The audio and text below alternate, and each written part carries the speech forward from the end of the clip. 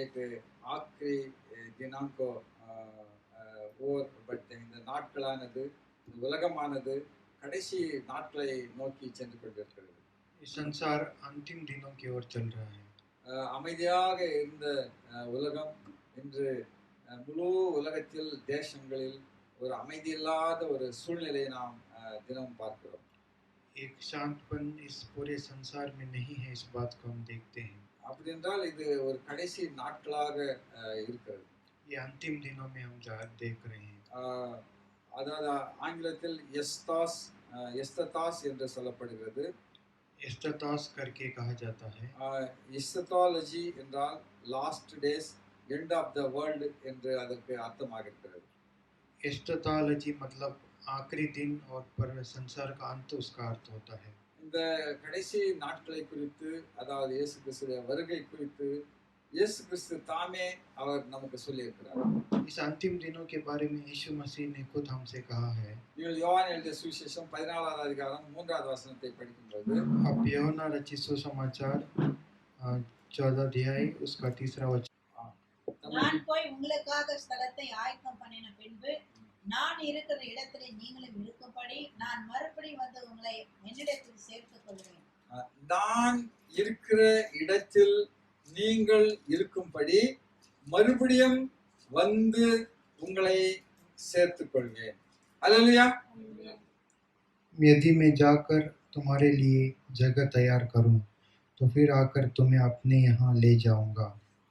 இது இயேசு கிறிஸ்து தாமே கடைசி நாட்களில் மறுபடியும் அவர் இரண்டாம் வருகை குறித்து அவரே சொல்லியிருக்கிறார். यीशु मसीह खुद अपने दूसरे आगमन के बारे में यीशु मसीह खुद यहाँ पर कहते हैं. தேவ தூதர்களும் சொல்லியிருக்கிறார்கள். स्वर्गदूतों ने भी ये कहा है. அப்போஸ்தலர் 1வது அதிகாரம் 11வது वचனம். प्रेरितों का काम 1 अध्याय उसका 11 वचन.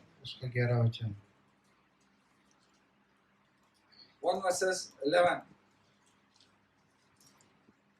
கலிலேயராகிய மனுஷரே நீங்கள் ஏன் வானத்தை அண்ணாந்து பார்த்து நிற்கிறீர்கள்? உங்களிடத்தில் இன்று வானத்திற்கு எடுத்துக் கொள்ளப்பட்ட இந்த இயேசுவானவர் எப்படி உங்கள் கண்களுக்கு முன்பாக வானத்துக்கு எழுந்தருளி போனாரோ அப்படியே மறுபடி வருவார் என்றார்கள். हिंदी में पढ़ेंगे. और उसने कहा, हे गलीली पुरुषों, तुम क्यों खड़े आकाश की ओर देख रहे हो? यही यीशु जो तुम्हारे पास से स्वर्ग पर उठा लिया गया है, जिस रीति से तुमने उसे स्वर्ग को जाते देखा है, उसी रीति से वह फिर आएगा. हालेलुया. இங்கு சொர்க்க தூதர்களும் இயேசு கிறிஸ்துவின் இரண்டாவது வருகை குறித்து அறிவித்திருக்கிறார்கள். यहाँ स्वर्गदूत भी परमेश्वर के दूसरे आगमन के बारे में यहाँ सुसमाचार बताते हैं. இது மாத்திரமல்ல, வேதத்தில் இன்னும் अनेक இடங்களில் இயேசு கிறிஸ்துவின் இரண்டாம் வருகை பற்றி அறிவிக்கப்பட்டிருக்கிறது. इतना ही नहीं, इस पुस्तक में यीशु मसीह के अनेक जगहों पर यीशु मसीह के दूसरे आगमन के बारे में लिखा गया है. ஆனால் இயேசு கிறிஸ்து தாமே சொல்லியிருக்கிறார் அவருடைய வருகையில் என்னென்ன அடையாளங்கள் என்னென்ன காரியங்கள் இந்த பூமியில் நடக்கும் என்று அவர் தாமே சொல்லியிருக்கிறார். लेकिन यीशु मसीह ने खुद कहा है कि क्या-क्या चिन्ह होंगे, क्या-क्या चिन्ह आ सकते हैं यीशु मसीह के आने से पहले. இது மத்தேயு எழுதிய சுவிசேஷம் 24ஆம் அதிகாரத்தில் முழுவதுமாக பதிவாகி இருக்கிறது. मत्ती रचित सुसमाचार 24 अध्याय में ये सब लिखा गया है. அதாவது இயேசு கிறிஸ்துவின் வருகையின் போது வருகையின் நாட்களில் என்னென்ன காரியங்கள் எல்லாம் இந்த பூமியில் சம்பவிக்க போகிறது என்பதை குறித்து இயேசு கிறிஸ்து தாமே தெளிவாக அவர் பதிவு செய்திருக்கிறார். यीशु मसीह के आने के दिनों में क्या-क्या होगा करके यीशु मसीह खुद यहाँ पर बताए हैं. 24ஆம் அதிகாரம் 5வது வசனத்தில் இவ்வாறு சொல்லப்பட்டிருக்கிறது. मत्ती रचित सुसमाचार 25 अध्याय उसका 5 वचन यूं कहता है, 24 का 5 कहता है, कि बहुत से ऐसे होंगे जो मेरे नाम से आकर कहेंगे मैं मसीह हूँ और बहुतों को भरमाएंगे. நானே கிறிஸ்து என்று अनेகர் வந்து சொல்வார்கள். मैं ही मसीह हूँ करके अनेक लोग आकर कहेंगे. இன்று अनेக இடங்களில் अनेக தேசங்களில் நான் தான் தேவன் நான் தான் கிறிஸ்து என்று கிறிஸ்துவுடைய ஸ்தானத்தில் அவர்கள் அமர்ந்து கொண்டு தன்னை தேவனாக அவர்கள் வெளிப்படுத்திக் கொண்டிருக்கிறார்கள். आजकल अनेक जगहों पर मसीह एक स्थान पर खड़े होकर मैं ही परमेश्वर हूँ, मैं ही खुदा हूँ करके अनेक लोग कहते हैं. ஆறாவது வசனம் இவ்வாறு சொல்கிறது, छठा वचन यूं कहता है, யுத்தங்களையும் செய்திகளையும் கேள்விப்படுவீர்கள். तुम लड़ाइयाँ और लड़ाई की चर्चा को सुनोगे. இந்தியில் நாம் படிக்க கிடுவோம். तुम लड़ाइयों और लड़ाइयों की चर्चा सुनोगे हाँ। तो घबरा न जाना, क्योंकि इनका होना आवश्यक है, परंतु उस समय अंत ना होगा.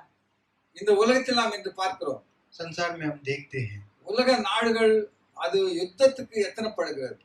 युद्ध, अनेक देश जो है युद्ध के लिए तैयार होते हैं. எல்லாரும் பலவிதமான நியூக்ளியர் வெப்பன், நியூக்ளியர் பாம், புதிய புதிய டெக்னாலஜிகளை உருவாக்கி வைத்துக் கொண்டு எந்த தேசமும் நாம் யுத்தத்தில் நாம் ஜெயிக்க வேண்டும், நாம் வல்லரசு நாடுகளாக வேண்டும் என்று அவர் எல்லா தேசங்களும் அவர்கள் மிகவும் உற்சாகமாக இருக்கிறார்கள். अनेक देश श्रेष्ठ बनना चाहता है, अनेक तरह का जो है हथियार रखकर वो दुनिया का श्रेष्ठ देश बनना चाहता है और अच्छे अच्छे हथियार रखना चाहता है. நாடுகளுக்குள்ளே போட்டியாக இருக்கிறது. देशों के बीच एक मुकाबला हो चुका है. நான் வீட்டோ பவர் ஆக வேண்டும், मैं वीटो पावर होना है. இந்தியா சொல்கிறது, யுஎஸ்ஏ சொல்கிறது நான் தான் வீட்டோ பவர் முதன்மையான தேசம். यूएसए कहता है मैं ही वीटो पावर का सबसे पहला देश हूँ. சைனா சொல்கிறது நான் அந்த இடத்தை எப்படியாவது பிடிக்க வேண்டும். चाइना कहता है मैं उस जगह को मुझे किसी तरह पकड़ना है. ரஷ்யா சொல்கிறது நான் எப்படியாவது அந்த முதல் ஸ்தானத்துக்கு வர வேண்டும். रशिया कहता है मैं किसी तरह पहले स्थान में आना है. தேசங்கள் யுத்த ஆயுதங்களின் போட்டியில் ஒரு பெரிய ஒரு போட்டி இன்று ஓடிக்கொண்டிருக்கிறது. देश युद्ध की तैयारी में एक बहुत तेज गति में आज चल रहा है. அதுதான் இயேசு கிறிஸ்து சொல்லியிருக்கிறார், वही यीशु मसीह कहते हैं, யுத்தங்களையும் युद्ध को யுத்தங்களின் செய்திகளையும் और युद्ध के समाचार को நீங்கள் आप கேள்விப்படுகிறீர்கள். सुनोगे. அல்லேலூயா, हालेलुया. அல்லேலூயா. हालेलुया. அடுத்ததாக பஞ்சங்களும் பூமி அதிர்ச்சிகளும் உண்டாகும் என்று இயேசு கிறிஸ்து நமக்கு சொல்கிறார். 7வது வசனம், और 7वां वचन कहता है कि अकाल और भूकंप की बात आप सुनोगे. ஜனத்துக்கு விரோதமாக ஜனமும் ராஜ்யத்துக்கு விரோதமாக ராஜ்யமும் எழும்பும், பஞ்சங்களும் கொள்ளை நோய்களும் பூமி அதிர்ச்சிகளும் பல இடங்களில் உண்டாகும். क्योंकि जाति पर जाति और राज्य पर राज्य चढ़ाई करेगा और जगह जगह अकाल पड़ेंगे और भूकंप होंगे. உலகத்தில் அநேக தேசங்களில் பார்த்தால் மிகவும் பஞ்சமான தேசங்கள் நிறைய காணப்படுகிறது. बहुत अकाल हुए हुए देश दिखाई पड़ते हैं. ஆப்பிரிக்கா கண்டத்தில் போனால் நிறைய பாலைவன தேசங்களில் அந்த பிள்ளைகளுக்கு ஜனங்களுக்கு உண்ண ஆகாரம் இல்லாமல் அப்படியே அவர்கள் எலும்பும் தோலுமாக அவர்கள் காணப்படுகிறார்கள். अफ्रीका जैसे देश में देखने से कुछ भी भोजन ना होते हुए वो ऐसे ही इतने दुबले और पतले दिखाई पड़ते हैं. அநேக இடங்களில் அந்த பட்டினியால் இறக்கிற ஜனங்கள் இந்த நாட்களிலும் அதிகமாக இருக்கிறார்கள். इन दिनों में भी, आज के जमाने में भी इस प्रकार के लोग हमको बहुत सारे दिख पड़ते हैं. நம் தேசத்திலும் நாம் இந்த கடந்த சில வாரங்களாக நாம் பார்த்து கொண்டிருக்கிறோம். हमारे देश में भी पिछले कुछ हफ्तों से हम देख रहे हैं. ஜனங்கள் அவருடைய வாயில் சொல்வது என்ன என்றால், लोग अपने मुंह में क्या कहते हैं, நாங்கள் இந்த கொள்ளை நோய் கொரோனாவால் மரிக்கிறோமோ இல்லையோ, ஆனால் நாம் பசியால் நாம் செத்து போவோம். हम ये कोरोना से मरे या नहीं मरे, लेकिन हम भूख से मर जाएंगे. ஏனென்றால் ஒரு சூழ்நிலை அப்படியாக வந்திருக்கிறது. இது ஒரு பஞ்சமான, வேலைக்கு போக முடியாது, சம்பாதிக்க முடியாது, உணவை நாம் சரியான உணவை நாம் சாப்பிட முடியாது, அப்படிப்பட்டதான ஒரு கடினமான ஒரு சூழ்நிலை வந்திருக்கிறது. हम ऐसे एक अवस्था में आए कि एक नौकरी में नहीं जा सकते, एक झुंड में नहीं मिल सकते, भोजन को ढंग से नहीं मिलता है. ஒரு ராஜ்யம் விட்டு ஒரு ராஜ்யத்துக்கு போகிற இந்த கூலி ஆட்கள் அவர்கள் வெறும் ஒரு பேக்கெட் பிஸ்கெட் சாப்பிட்டு விட்டு நூற்றுக்கணக்கான கிலோமீட்டர்கள் நடந்து போகிறார்கள். एक राज्य से दूसरे राज्य जाने वाले जो मजदूर है, वो एक पैकेट बिस्किट खाकर वो कई किलोमीटर चल के जाते हैं. கையில் குழந்தைகள் இருக்கிறார்கள், அவர்களுக்கு குழந்தைகளுக்கு பால் இல்லை, குழந்தைகளுக்கு ஊட்டுவதற்கு சாதம் இல்லை. हाथ में बच्चे हैं, उनको खिलाने के लिए भोजन नहीं है. பால் கூட இல்லாமல் தன் சிறிய குழந்தைகளை எடுத்துக்கொண்டு வெயிலில் போகிறார்கள். दूध भी ना होते हुए अपने बच्चों को लेकर वो धूप में चल पड़े हैं. அவர்களிடத்தில் பேசும்பொழுது அவர் சொல்கிறார், என்ன செய்வது, எங்களுக்கு வேலை கிடையாது, கையில் பணம் கிடையாது, எங்களுக்கு ஆகாரம் உட்கொள்ள எங்களுக்கு எந்த விதமான வழியும் கிடையாது என்று அவர்கள் அப்படியே கண்ணில் தண்ணீர் விடுகிறார். वो अपने आंखों में आंसू बहाते हैं कि काम नहीं है, पीने के लिए पानी नहीं है, खाने के लिए भोजन नहीं है. நாம் அந்த ஜனங்கள் அதனால் தான் இப்படியாக எப்படியாவது போய் நம்ம ஊரில் போய் சேர்ந்து விடலாம் என்று ஒரு பஞ்சத்தால் அவர்கள் அழுது கொண்டே அவர்கள் பலவிதமான வழிகளில் நடந்து கொண்டே போய் கொண்டிருக்கிறார். इसी लोग किसी तरह हम घर पहुंच जाएंगे करके वो चलते हुए ही जाकर पहुंचते हैं। கொள்ளை நோயானது ஏதோ ஒரு சில தேசத்தில் மாத்திரமல்ல, அது முழு உலகத்தையே இன்று கலக்கி கொண்டிருக்கிறது. ये महामारी केवल कुछ देशों के लिए नहीं, पूरे देश को आज हिला रहा है। அதனால்தான் இயேசு சொன்னார், பஞ்சங்களும் கொள்ளை நோய்களும் உண்டாகும் என்று சொன்னார். इसीलिए परमेश्वर ने पहले चेतावनी दिया है कि ऐसे महामारी और ऐसे अकाल पड़ेगा। இருந்தாலும் இயேசு சொல்கிறார், இவைகள் வேதனைக்கு ஆரம்பம் தான், இன்னும் अनेक வேதனைகள் இன்னும் எதிர்காலத்தில் இருக்கிறது. लेकिन परमेश्वर कहता है कि इस वेदना का आरंभ है और अनेक दिन आगे आने वाले हैं। அடுத்த 9வது வசனத்தில் நாம் படிக்கும் பொழுது 9वां वचन में पढ़ते हैं, நான் 9வது வசனத்தில் அப்படியும் சபைகளுக்கு வருகிற உபத்திரத்தை குறித்து இயேசு கிறிஸ்து சொல்லியிருக்கிறார். सभा को आने वाले कठिनाइयों के बारे में यीशु मसीह कहते हैं। இந்தியில் நாம் அதை படிக்கலாம். 9வது வசனம், तब वे क्लेश देने के लिए तुम्हें पकड़वाएंगे और तुम्हें मार डालेंगे और मेरे नाम के कारण सब जातियों के लोग तुमसे बैर रखेंगे। अनेक தேசங்களில் ராஜ்யங்களில் நாம் பார்த்து கொண்டிருக்கிறோம். अनेक राज्यों में हम देखते हैं சபைக்கு விரோதமான சக்திகள் எழும்பி கொண்டிருக்கிறது. सभा के विरोध में शक्तियां उठ रही हैं, ஆராதனைக்கு விரோதமான சக்திகள், आराधना के विरोध में शक्तियां उठ रहे हैं, தேவனுடைய வார்த்தைக்கு விரோதமான சக்திகள், प्रभु के शब्द के विरोध में शक्तियां उठ रहे हैं, ஆலயங்களுக்கும் விசுவாசிகளுக்கும் விரோதமான சக்திகள், कलीसिया और विश्वासियों के विरोध में शक्तियां उठ रही हैं। अनेक தேவதாசர்கள் சிறைச்சாலைகளில் அடைக்கப்பட்டிருக்கிறார்கள். अनेक प्रभु के दास जेल में बंद किए हुए हैं, अनेक சபைகள் அது பூட்டு போடப்பட்டிருக்கிறது. अनेक सभा आज ताला लगाया हुआ है, अनेक கிராமங்களில், अनेक ராஜ்யங்களில், अनेक தேசங்களில் கிறிஸ்துவத்திற்கு, தேவனுடைய ராஜ்யத்துக்கு விரோதமான காரியங்கள் ஜனங்கள் எழுப்பிக் கொண்டிருக்கிறார்கள். अनेक राज्यों में मसीह के खिलाफ लोग उठ रहे हैं। அதனால் 10வது வசனம் சொல்கிறது, 10वां वचन क्यों कहता है இதன் காரணமாக अनेகர் இடறல் அடைவார்கள். कि इस कारण से बहुत लोग ठोकर खाएंगे, ஒருவர் காட்டிக் கொடுத்து ஒருவர் பகைப்பார்கள், एक दूसरे को पकड़वाएंगे और एक दूसरे से बैर करेंगे। இப்படியாக தேவனுடைய ராஜ்யத்துக்கும் தேவனுடைய சபைக்கும் ஒரு உபத்திரவமான காலமாக இருக்கிறது. प्रभु के राज्य और प्रभु के सभा के लिए एक कठिन दिन है। இன்று ஆலயத்தில் ஆராதிக்க முடியாமல் பெரும்பாலான ஜனங்கள், ஏனென்றால் மொத்தமே ஜனங்கள் எல்லாம் தன் வீட்டிலே அவர்கள் முடங்கி கிடக்கிறார்கள். आज आराधना करने के लिए इकट्ठा ना होने जैसा परिस्थिति से सब लोग अपने घर के अंदर ही फंसे हुए हैं। தன் வீட்டிலும் தன்னுடைய அறைகளிலுமே அவர் பிரார்த்தனை செய்ய இன்று உந்தப்பட்டிருக்கிறார்கள். अपने घर में प्रार्थना करने के लिए ही वो बैठे हैं।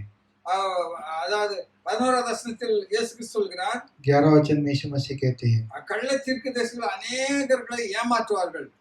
कि झूठे भविष्यवक्ता बहुत लोग खड़े உலகத்தில் நாம் இன்று பார்க்கிறோம், हम संसार में देखते हैं அநேக ஜனங்கள் கள்ள உபதேசங்களை சொல்லி ஜனங்களை இப்படியாக ஏமாற்றி வருகிறார்கள். अनेक लोग जैसे झूठे भविष्यवक्ता लोगों को ऐसे धोखा दे रहे हैं। அநேக தேசங்களில், अनेक ராஜ்யங்களில் நாம் பார்த்து கொண்டிருக்கிறோம். अनेक देशों में, अनेक राज्यों में हम देखते हैं கள்ள தீர்க்க தரிசனங்களால் ஜனங்கள் வஞ்சிக்கப்பட்டிருக்கிறார்கள். कि झूठे भविष्यवक्ता से लोग धोखा खाते हैं। சத்தியத்தில் நிலைத்து நிற்காதபடி, சத்தியத்தை அறிந்து கொள்ளாதபடிக்கு தீர்க்க தரிசிகளுக்கு பின்னால் ஓடுகிற ஒரு கூட்டம் இருக்கிறது. सत्य को ना जानते हुए भविष्यवक्ताओं के पीछे भागने वाला एक झुंड है। கள்ள தீர்க்க தரிசிகளால் அவர்கள் ஏமாற்றப்பட்டு கொண்டு வஞ்சிக்கப்பட்டு கொண்டு வந்திருக்கிறார்கள். झूठे भविष्यवक्ता से वो धोखा खाते हुए आ रहे हैं। ஆனால் உலகமெங்கிலும் இருந்தாலும் உலகமெங்கிலும் அது தேவனுடைய சுவிசேஷம் அது அறிவிக்கப்படும். फिर भी पूरा देश भर सुसमाचार बताया जाएगा।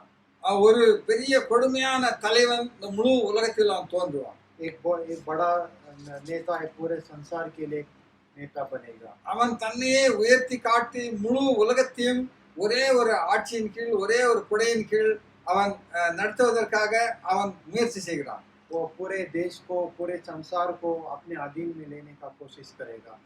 இதை குறித்து தானியேல் தீர்க்கதரிசி அவர் எழுதியிருக்கிறார். इसके विषय में दानियल भविष्यवक्ता ने कहा है। நீங்கள் தானியேலுக்கு எழுதிய புத்தகம், आप दानियल को लिखा पुस्तक चैप्टर 11 वर्सेस 16, 11 अध्याय उसका 16 वचन। दानियल 11 वर्सेस 16।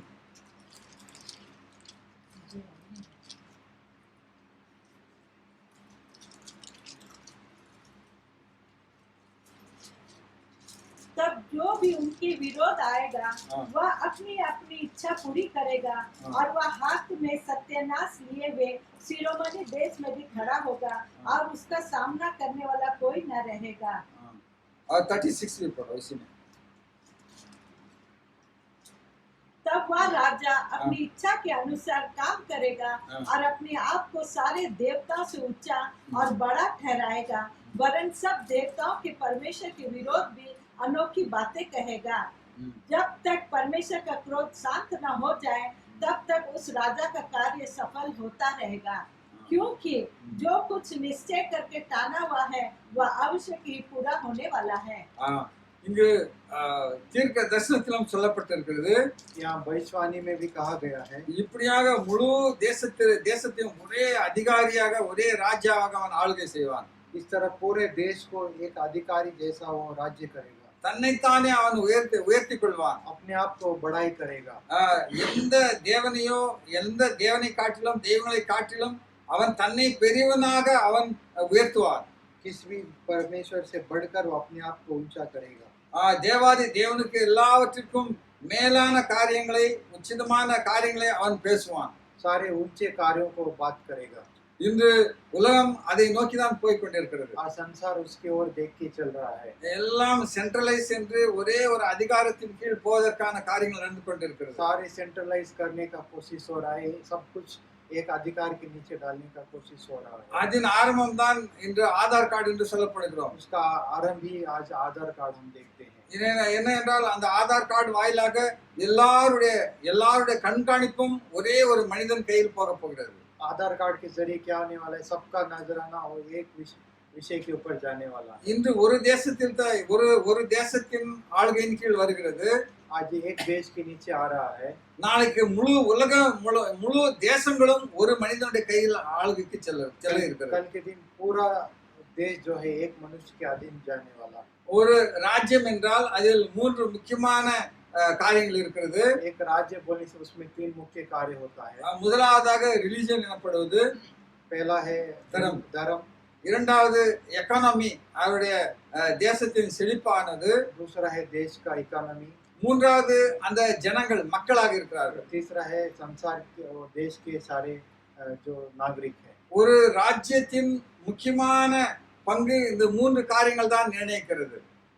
ये जो एक राज्य का जो 3 मुख्य हिस्सा है वो ये 3 कार्य को दिखाता है। ஒரு ஆளுகையின் கீழே एक प्रभुत्व करने वालों के अधीन में இந்த 3 காரியங்கள் தான் முக்கியமான இடம் பெற்றிருக்கிறது. ये 3 कार्य ही है जो मुख्य स्थान प्राप्त किया है। ஜனங்கள் இல்லாமல் ஆளுகை செய்ய முடியாது, लोगों के बिना कोई नेता वहाँ पर सेवकाई नहीं कर सकता।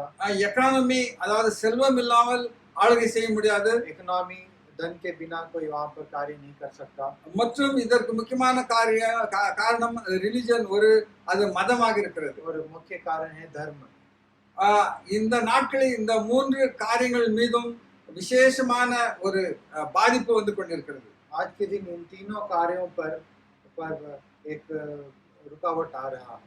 மக்கள் முழு உலகத்திலும் கொண்டிருக்கிறார்கள். सारे देश के लोगों को तकलीफ हो रहा है। எல்லா தேசங்களிலும் எக்கனாமி அது மிகவும் செழிப்பு மிகவும் இழந்து கொண்டே போகிறது. पूरे देश का इकोनॉमी वो दिन बर दिन गिरते जा रहा है। தேசங்களில் ஒரு குறிப்பிட்ட ஒரு மதமானது அவர்களை ஒடுக்குகிற, அவர்களை அடக்குகிற ஒரு அதிகாரத்தை இந்த உலகத்தில் நடந்து கொண்டிருக்கிறது. अधिकारी जो है पूरे देश का अधिकारी एक के हाथों में जा रहा है। இதெல்லாம் இயேசு கிறிஸ்து சொல்லி சென்ற நமக்கு ஒரு அறிகுறியாக இருக்கிறது. ये सब यीशु मसीह हमें बोलकर गया हुआ एक बात है। இன்றைய சூழ்நிலையில் இந்த ஒரு மகாமாரியினால் இந்த நோயினால் எல்லா தேசங்களும் இதனால் மிகவும் அவஸ்தைப்பட்டு கொண்டிருக்கிறது. आज के परिस्थिति में इस महामारी से हर एक देश बहुत इस बुरे अवस्था में फंसा हुआ है। மக்கள் மரித்து கொண்டிருக்கிறார்கள், लोग लगातार मर रहे हैं।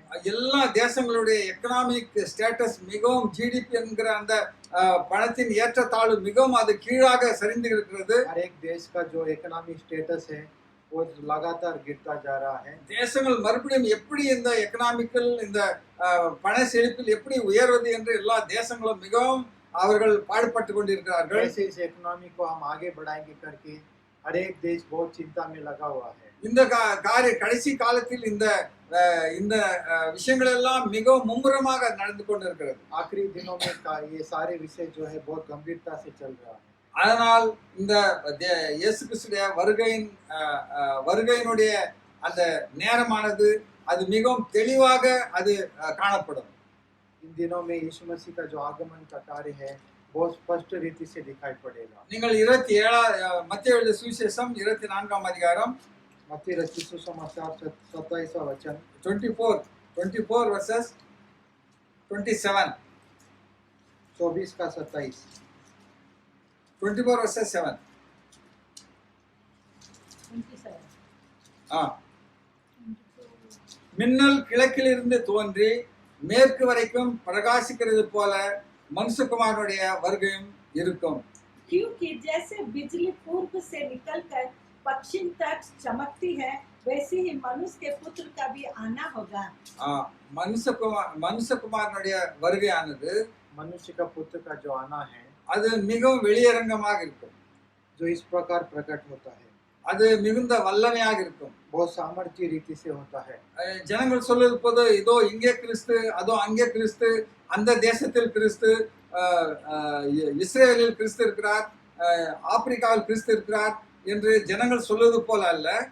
यहाँ पर मसीह है, उधर है मसीह है, वो अफ्रीका में मसीह है, इधर मसीह करके बोलने जैसा नहीं। இயேசு கிறிஸ்து சாமே சொல்லி இருக்கிறார், यीशु मसीह खुद कहते हैं இதோ கிறிஸ்து இங்கே இருக்கிறார் அங்கே இருக்கிறார் என்று சொன்னால் நீங்கள் நம்பாதிருங்கள். कि मसीह इधर है मसीह उधर है बोलने से आप विश्वास मत करो। அவர் மிகுந்த வல்லமையோடு அவர் வானத்தில் இருந்து அவர் புறப்பட்டு வருவார். वो बहुत सामर्थ्य के साथ वो आसमान से निकल के आएगा। அதாவது மின்னல் கிழக்கிலிருந்து தோன்றி மேற்கு வரைக்கும் பிரகாசிக்கிறது போல जैसे அவருடைய வருகையும் இருக்கும். जैसे बिजली पूर्व से निकलकर पश्चिम तक चमकती है वैसे ही मनुष्य के पुत्र का भी आना होगा। வசனம் சொல்கிறது, वचन कहता है பிணம் எங்கேயோ கழுகுகள் அங்கே கூடும் என்று சொல்லப்படுகிறது. जहाँ पर लाश है वहीं पे उकाव। वहाँ वहीं पे உகாவ். वहीं पे उकाब जाता है। பிணம் என்பது என்ன? जो लाश के बोलने से क्या है यहाँ? அது கழுகுக்கு உணவானது. वो उकाब के लिए एक भोजन है। கழுகு ஏன் பிணமிடம் வந்து கூடுகிறது? उकाब क्यों जाकर लाश के पास मरे हुए लाश के पास आता है? ஏனென்றால் கழுகுக்கு உணவு அது அந்த பிணமாக இருக்கிறது. क्योंकि जो उकाब का जो भोजन है वो ऐसा एक भोजन होता है। அப்பொழுது இயேசு கிறிஸ்துவுடைய வருகையில் என்ன நடக்கும்? यीशु मसीह का आगमन में क्या होगा? இயேசு கிறிஸ்து என்ன சொல்கிறார்? यीशु मसीह क्या कहते हैं? வேத வசனம் என்ன சொல்கிறது? वचन क्या कहता है? கர்த்தருக்கு காத்திருக்கிறவர்களோ जो मसीह के इंतजार में है பலனடைந்து बल पाते हुए கழுகை போல சிறகடித்து பறப்பார்கள். उकाब के समान बल प्राप्त करके वो उड़ेंगे। அப்படி என்றால் இயேசு கிறிஸ்துவின் வருகைக்கு காத்திருக்கிறவர்கள், इसका मतलब यीशु मसीह के आगमन को जो इंतजार में है, இயேசு கிறிஸ்து வரும்பொழுது எங்கே போவார்கள்? यीशु मसीह के आने में कहाँ जाएंगे? நம்முடைய ஜீவ அப்பம் யார்? हमारे जीवन का रोटी कौन है? நம்முடைய ஜீவ அப்பம் இயேசு கிறிஸ்து. हमारे जीवन का रोटी यीशु मसीह है। கர்த்தருக்கு காத்து கொண்டிருக்கிற ஜனங்கள், जो मसीह के इंतजार में रहने वाले लोग உலக ஜனங்களைப் போல அவர்கள் இங்கும் அங்கும் ஓட மாட்டார்கள். संसार के लोगों के समान इधर उधर नहीं भटकेंगे। ஏனென்றால் நம்முடைய ஜீவ அப்பம் இயேசு கிறிஸ்து தான். क्योंकि हमारे जीवन का रोटी यीशु मसीह ही है। நம்ம ஜீவ தண்ணீர் இயேசு கிறிஸ்து தான். हमारे जीवन का जल यीशु मसीह है। அவருடைய வருகையில் तो यीशु मसीह के आगमन में கழுகு எப்படி பிணம் இருக்கிற இடத்தில் எல்லாம் கூடுகிறதோ, उकाब जैसे जिस जगह पर लाश है वहाँ पे इकट्ठा होता है, அப்படியாக கழுகை போன்றான விசுவாசிகள் இயேசு கிறிஸ்துவிடத்தில் அவர்கள் கூடுவார்கள். तो उकाब के समान जो विश्वासी है यीशु मसीह के पास वो इकट्ठे होंगे। நீங்கள் 28வது வசனத்தில் அப்படியாக கழுகு பிணம் எங்கேயோ கழுகு அங்கே வந்து கூடும் என்று எழுதப்பட்டிருக்கிறது. 28 में यो कहता है जहाँ लोग है तो वही इकट्ठे होते हैं। 29வது வசனம், 29 वचन, அந்நாட்களில் உபத்திரம் முடிந்தவுடனே சூரியன் அந்தகாரப்படும், சந்திரன் ஒளியப்படாதிருக்கும், நட்சத்திரங்கள் வானத்திலிருந்து விழும், வானத்தின் சத்துவங்கள் அசைக்கப்படும். उन दिनों के क्लेश के तुरंत बाद सूर्य अंधेरा होगा और चंद्रमा का प्रकाश जाता रहेगा और तारे आकाश से गिर पड़ेंगे और आकाश की शक्तियां हिलाई जाएगी। இந்த கடந்த நாட்களில் இந்த நாட்களில் அநேக சூரிய கிரகணங்கள் சந்திர கிரகணங்களை நாம் பார்த்திருக்கிறோம். इन दिनों में अनेक सोलर इक्लिप्स और चंद्रमा சூரிய கிரகணம் சந்திர सूर्य கிரகணம் ग्रहण चंद्र ग्रहण को हमने देखा है. சூரிய கிரகணம் சந்திர கிரகணத்தில் பார்க்கும்போது அது முழுமையாக அது சிவப்பாக சூரியன் மிகவும் அது கருப்பாகவும் சந்திரன் அது ரத்த நிறமாகவும் மாறி இருந்ததை நாம் டிவிகளில் மீடியாக்களில் பார்த்திருக்கிறோம். हम टीवी में देखे हैं कि सूर्य पूरा अंधेरा होते हुए और चंद्रमा पूरा लाल लाल रंग होते हुए हमने देखा है. அநேக வானத்தில் அநேக அடையாளங்களை இந்த நாட்களில் அநேக தேசங்களில் பார்த்திருக்கிறார்கள். और आसमान में अनेक चिन्ह इन दिनों में हमने देखा है. கடந்த 2 நாட்களில் பெங்களூரிலும் கூட சொல்கிறார்கள் வானத்தில் ஒரு பெரிய சத்தம் தொடர்ந்து கேட்டது. पिछले 2 दिनों पहले बेंगलोर में भी कहा गया कि कुछ लोगों को एक बहुत आसमान में एक जोर सा आवाज सुनाई दिया. பல சத்தங்கள் தொடர்ந்து கேட்டுக்கொண்டே இருந்தது. अनेक तरह का आवाज जो है आसमान से आता ही रहा. சயின்டிஸ்டுகளும் அநேக விஞ்ஞானிகளும் ஞானிகளும் எதேதோ அவர்கள் கண்டுபிடித்தார்கள், ஒன்றும் கண்டுபிடிக்க முடியவில்லை. ये विज्ञानी ज्ञानी लोगों ने कुछ कुछ जानने का कोशिश किया लेकिन उतना कुछ पता नहीं चला. அவர்கள் எல்லாம் ஒருத்தர் தன்னுடைய எண்ணத்தை அவர்கள் முன்வைக்கிறார்கள். फिर एक एक लोग अपना जो मन का उनका जो विचार है उसको उन्होंने बताया. அது ஜெட் பிளேன் போயிருக்கும், அதனால அந்த ஜெட் பிளேனுடைய சத்தத்தினால அப்படி ஒரு சவுண்ட் கிடைத்திருக்கும். एक जेट प्लेन गया होगा, वो जेट प्लेन के आवाज से उस प्रकार हुआ होगा. அந்த சவுண்டினுடைய ஸ்பீடை விட ஜெட் பிளேன் அதிகமான ஸ்பீடில் போகும்பொழுது அப்படி ஒரு சத்தம் கேட்டிருக்கும் என்று சொல்லப்படுகிறது. ये आवाज के तेजी से ज्यादा तेजी से जो जेट प्लेन जाने से आवाज का रफ्तार से ज्यादा रफ्तार में अगर जेट जाएगा तो ऐसा आवाज आता है करके कहते हैं. சில ஜனங்கள் சொல்கிறார்கள், कुछ लोग कहते हैं அது டொமாட்டோ என்ற அந்த உணவு கம்பெனி சொல்கிறார், और टोमेटो नाम का वो जो भोजन का कंपनी बोलता है அது அந்த சாப்பாட்டு நேரத்துக்கான ஒரு அடையாளம் என்று அவர்கள் ஒரு நக்கலான ஒரு செய்தியை சொல்கிறார்கள். वो भोजन का समय है करके वो लोग मजाक उड़ाते हैं. நீங்கள் அதனால் அந்த சத்தம் கேட்டோடனே நீங்கள் டொமாட்டோ புக் செய்து சாப்பிடுங்கள். वो आवाज सुनते ही आप बुकिंग करके उसको खाओ करके कहते हैं. உங்களுக்கு சாப்பிடுவதற்கு ஞாபகப்படுத்துவதற்காக அந்த சத்தம் வானிலிருந்து வருகிறது. आपको खाने के लिए याद दिलाने के लिए वो आवाज आता है. இன்னும் அநேக ஜனங்கள் அநேக தன்னுடைய எண்ணங்களை தன்னுடைய சிந்தைகளை வைக்கிறார்கள். फिर अनेक लोग अपने अनेक विचारों को ऊपर उनके पास रखते हैं. ஆனால் இதெல்லாம் இயேசு கிறிஸ்து 2000 வருடங்களுக்கு முன்பாக அவர் சொல்லியிருக்கிறார். लेकिन यीशु मसीह 2000 सालों के पहले ये बात कह चुका है. வானத்தில் அநேக அடையாளங்கள் தோன்றும், आसमान में अनेक चिन्ह प्रकट होंगे. அநேக அடையாளங்களை நீங்கள் காண்பீர்கள். अनेक उदाहरणों को अनेक चिन्ह को आप देखोगे. அப்பொழுது வல்லமையோடும் மிகுந்த மகிமையோடும் தேவன் இயேசு கிறிஸ்து வானத்தில் தோன்றுவார். तब महिमा और प्रकाशित के साथ 30वां वचन तब मनुष्य का पुत्र का चिन्ह आकाश में दिखाई देगा और तब पृथ्वी के सब कुलों के लोग छाती पीटेंगे और मनुष्य के पुत्र को बड़े सामर्थ और ऐश्वर्य के साथ आकाश के बादलों पर आते देखेंगे. அப்பொழுது மனுஷகுமாரனுடைய அடையாளம் வானத்தில் காணப்படும். அப்பொழுது மனுஷகுமாரன் வல்லமையோடும் மிகுந்த மகிமையோடும் வானத்தின் மேகங்களின் மேல் வருகிறதை பூமியில் உள்ள சகல கோத்திரத்தாரும் கண்டு புலம்புவார்கள் என்று எழுதப்பட்டிருக்கிறது. அல்லேலூயா, அல்லேலூயா. இயேசு கிறிஸ்து வரும்பொழுது முதலாவது நமக்கு என்ன கேட்கும்? यीशु मसीह आते समय पहली बात हमें क्या सुनेगा? வலுவான எக்காள சத்தம் நமக்கு கேட்கப்படும். एक तुरही का आवाज हमें सुनेगा. இந்த எக்காள சத்தமானது ஆதியிலிருந்து பல விதமான எக்காள சத்தங்களை நாம் வேதத்தில் படிக்கிறோம். ये तुरही का शब्द आवाज जो है, ध्वनि जो है, आदि से अनेक प्रकार के ध्वनि के बारे में हम पढ़ते आए. பழைய ஏற்பாட்டில் நாம் படிக்கிறோம். पुराने नियम में हम पढ़ते हैं. கூடார பண்டிகை நாட்களில் அந்த எக்காள பண்டிகை என்ற ஒரு பண்டிகை அனுசரிப்பார்கள். और त्योहार के दिनों में तो तुरही का एक त्योहार करके मनाया जाता है. அந்த எக்காளத்தை ஊதும் பொழுது जब उस तुरही को बजाते हैं ஜனங்கள் அந்த பண்டிகை ஆசரிப்புக்காக தேவாலயத்தின் பிரகாரங்களில் ஒன்றாக கூடுவதற்காக அந்த எக்காளம் ஊதப்படும். वो सारे लोग जाकर उस मंदिर के आंगन में इकट्ठा होने के लिए वो तुरही फूका जाता था. அது எக்காள பண்டிகைக்கு ஊதப்படுகிற ஒரு விதமான தோணியோட உச்சரிக்கிற அது ஒரு எக்காளம். वो ध्वनि के साथ सबको पुकारने वाला एक ध्वनि है. அடுத்ததாக ஒரு எக்காள சத்தம் என்னவென்றால் दूसरा एक तुरही का ध्वनि कहाँ है बोलने से அது யுத்தத்திற்கு புறப்படும் பொழுது ஊதுகிற எக்கால சத்தம். युद्ध के लिए जब तैयारी से निकलने का समय है, यु- तब तब उसको तुरही को फूका जाता है। யுத்தம் ஊதா எக்காலம் ஊதாவிட்டால் யார் யுத்தத்துக்கு ஆயத்தமாவான்?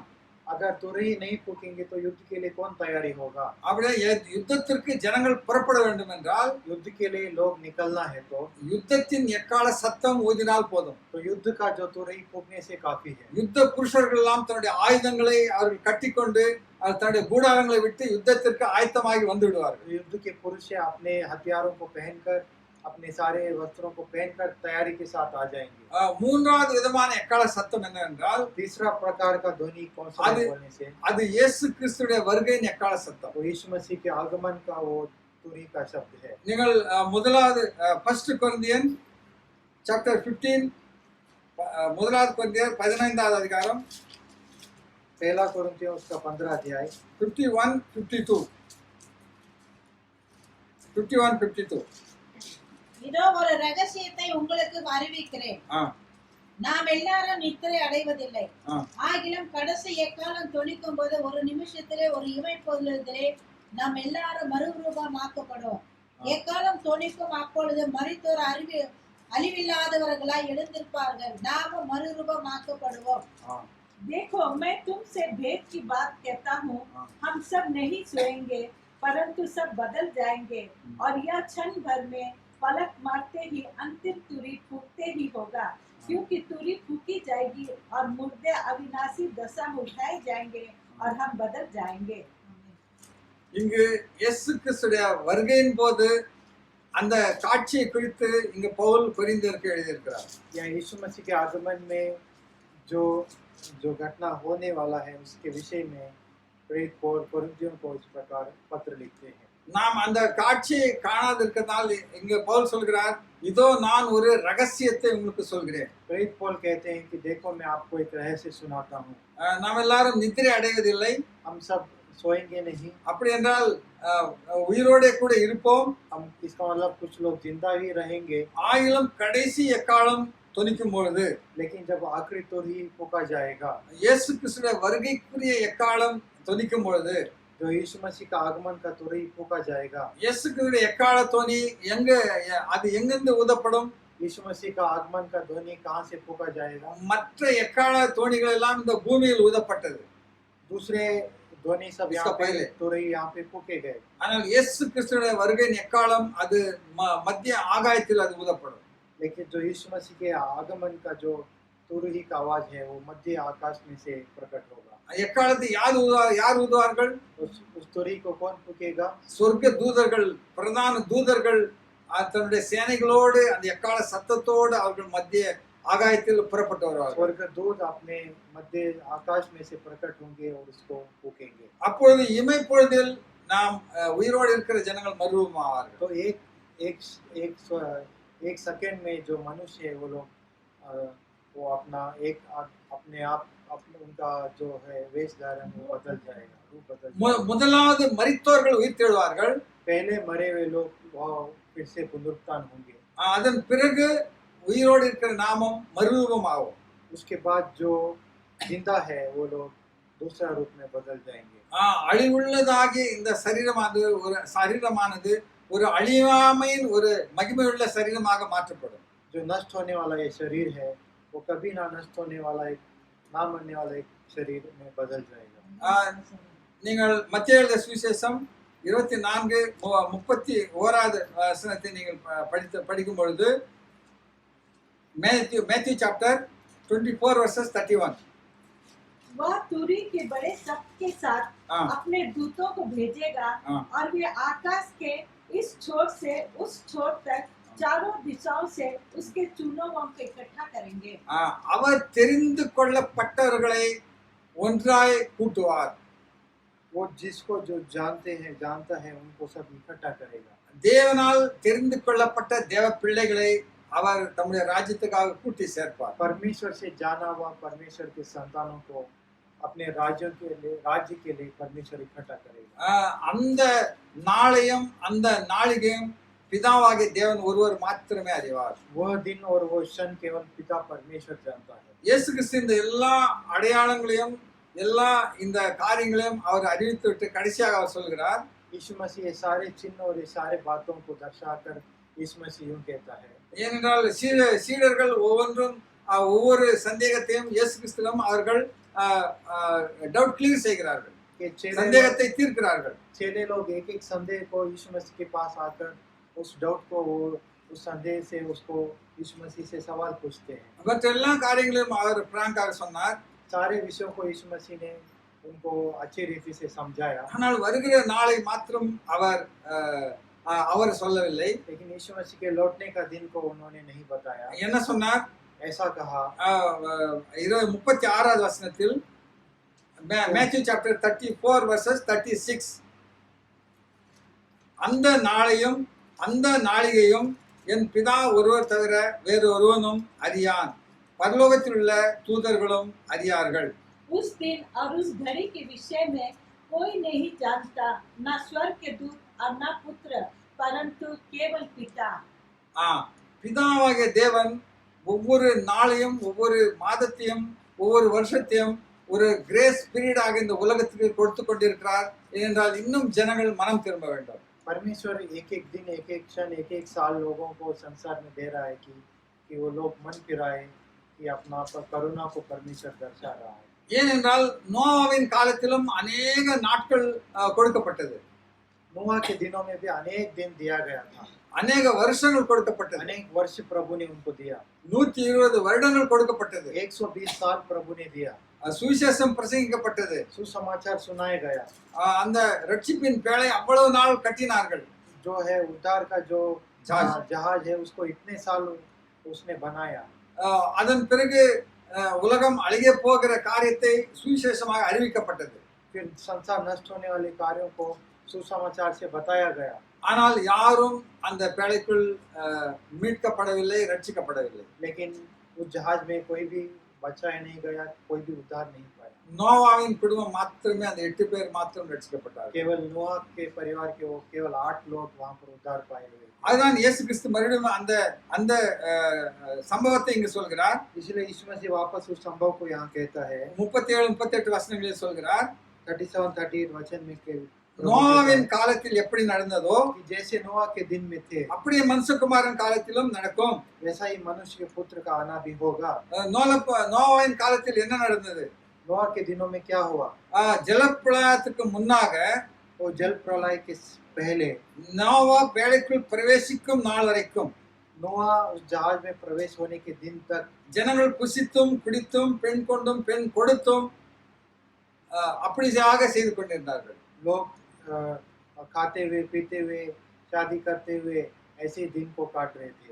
அதனால் குடிப்பிலும் புசிப்பிலும் பாவம் செய்வதிலும் அநேக தேவனுக்கு பிரியமில்லாத காரியங்களை செய்வதிலும் தான் ஜனங்கள் அதிகமான தன்னுடைய நேரத்தை கழித்துக் கொண்டிருந்தார்கள். लोग खाने में पीने में अनेक पाप करने में ही अपना समय को ज्यादा बिता रहे थे। இன்று கூட இயேசு கிறிஸ்து சொல்வதை போல அப்படிப்பட்ட ஜனங்களை நாட்கள் தான், அப்படிப்பட்ட ஜனங்கள் தான் அப்படிப்பட்ட காரியங்கள் தான் செய்து கொண்டிருக்கிறார்கள். आज के दिन भी यीशु मसीह के दिनों का नजदीक आते समय लोग इस प्रकार के कार्यों को ही कर रहे हैं। அவர்களுக்கு ரட்சிப்பை பற்றி கவலை இல்லை, उनको उद्धार के बारे में चिंता नहीं है, இயேசு கிறிஸ்து வருகை குறித்து கவலை இல்லை, यीशु मसीह के आगमन के बारे में चिंता नहीं है, தன்னுடைய ஆத்மா மீட்பை பற்றி ரட்சிப்பை பற்றி அவர்களுக்கு கவலை இல்லை, उनके आत्मा के उद्धार के बारे में उनको चिंता नहीं है। உலக பிரகாரமாக புசிப்பும் குடிப்பும் விளையாட்டுகளும் கேளிக்கைகளும் இப்படியாக அநேக தேவனுக்கு விரோதமான காரியங்கள் தான் உலகம் ஈடுபட்டு கொண்டிருக்கிறது.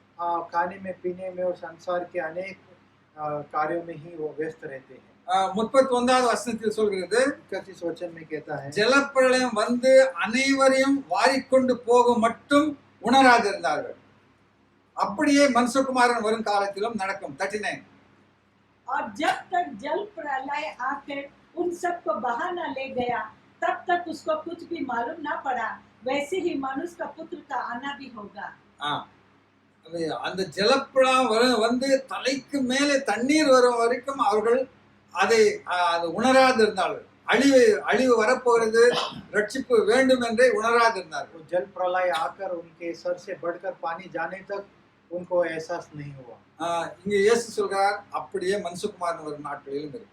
यीशु मसीह कहता है कि ऐसे मनुष्य के पुत्र आने के दिनों में भी ऐसा ही होने वाला है। எவ்வளவு சத்தியத்தை சுவிசேஷத்தை சொன்னாலும் कितना सत्य को, कितना सुसमाचार को सुनाने से भी அத இயேசு கிறிஸ்து திடீர் என்று வருவார். அந்த நாள் வரைக்கும் அவர்கள் உணர்ந்து கொள்ள மாட்டார்கள். यीशु मसीह अचानक से आएगा, लेकिन उस दिन तक कोई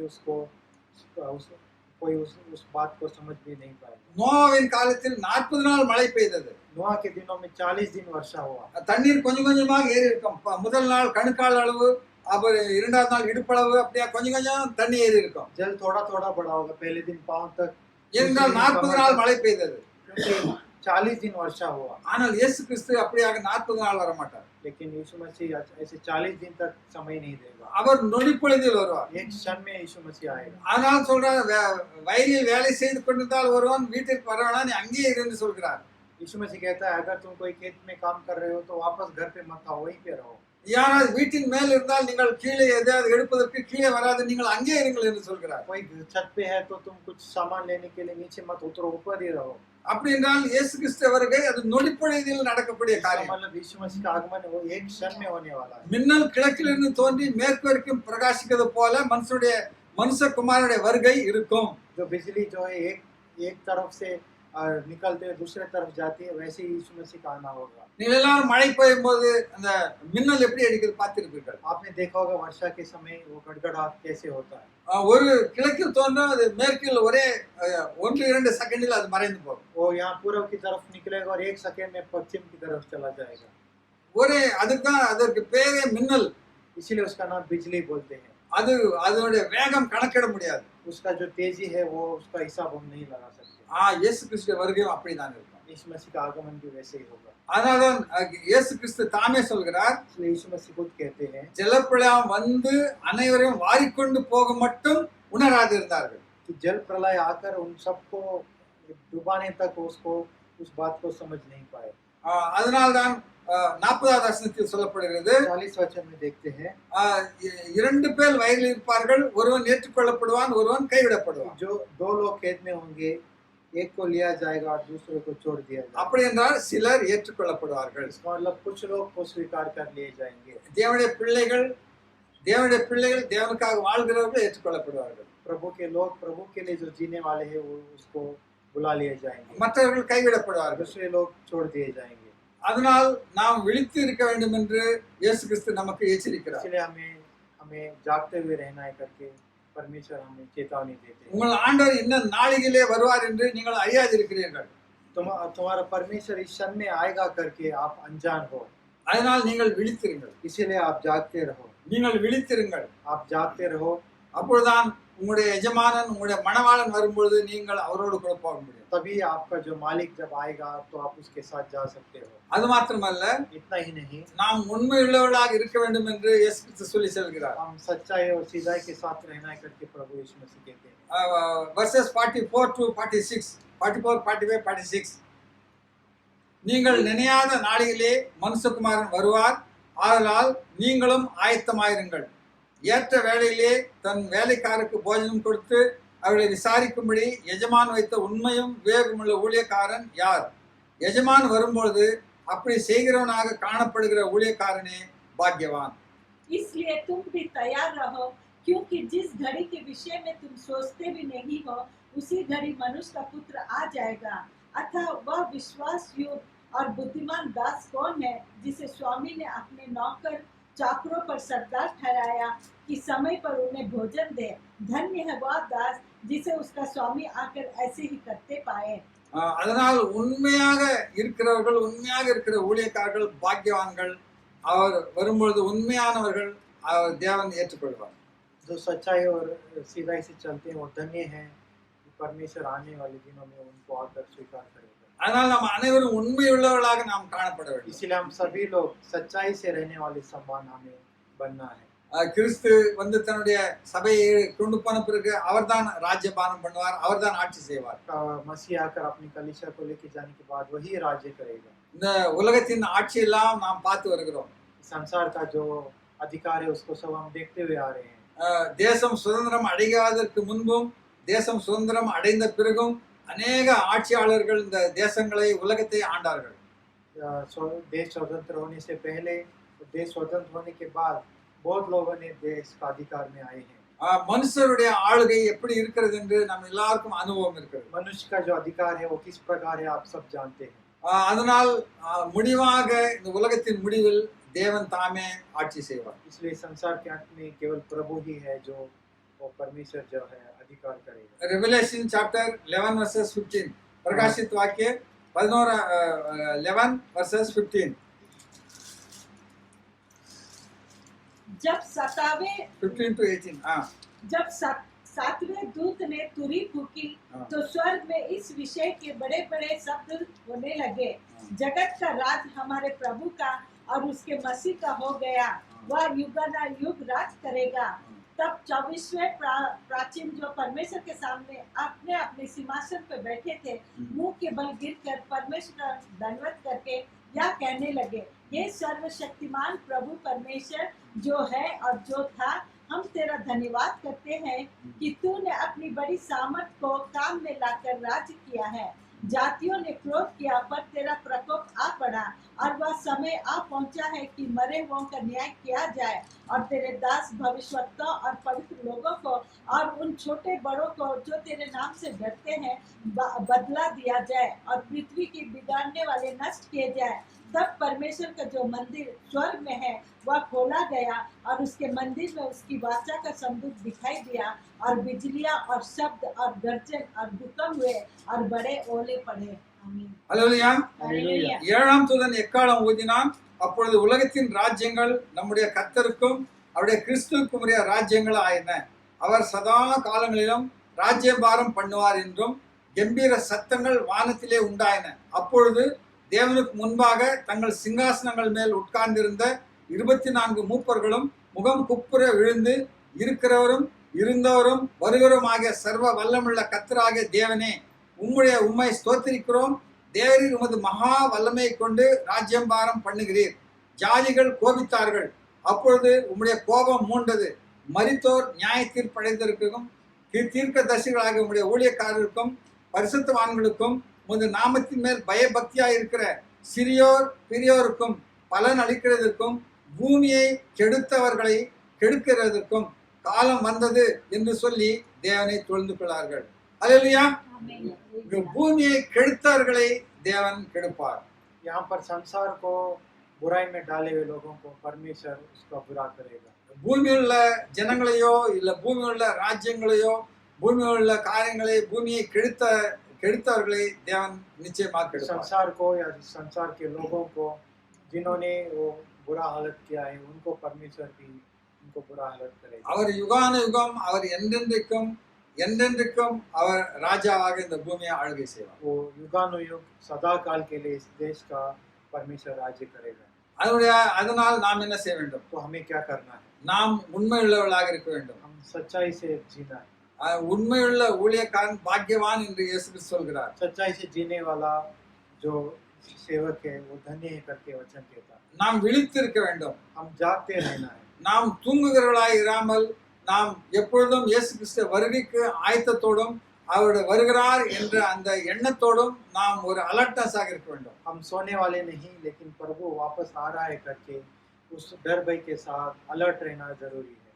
ஏனென்றால் அவருடைய வருகை சிலர் ஏற்றுக்கொள்ளப்படுவார்கள். क्योंकि उसके आगमन में कुछ लोग स्वीकार किए जाएंगे। உண்மையுள்ளவர்கள் ஏற்றுக்கொள்ளப்படுவார்கள். सच्चाई में रहने वाले लोग स्वीकार किए जाएंगे। அதனால் நாம் உண்மையுள்ளவர்களாக அவருக்கு காணப்பட வேண்டும். इसलिए हम सच्चाई से उनको हमें देखभाल करना है।